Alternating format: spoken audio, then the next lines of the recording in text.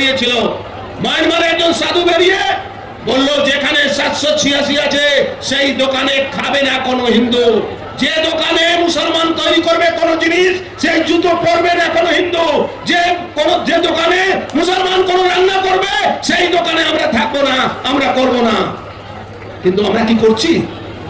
আমাদের টাকা, আমাদের সম্পত্তি নিয়ে তারা আমাদের বিরুদ্ধে অস্ত্র কিনে আমাদেরকে মারছে। ছাড়ুন বাংলাদেশ। বাংলাদেশের হিন্দু জন্য আমরা লড়াই দেওয়ার জন্য শুধু এই স্লোগান দিলে হবে না, সমস্ত রকম সহযোগিতা ওখানকার হিন্দুদেরকে করতে হবে। ভারতবর্ষের প্রধানমন্ত্রীর কাছে আবেদন রাখবো আমরা কি ওদের সমর্থন করার জন্য এই বাংলাদেশকে আবার ভাগ করতে হবে, ওখানে একটা হিন্দু রাষ্ট্র তৈরি করতে হবে, তাহলেই এটা সম্ভব হবে।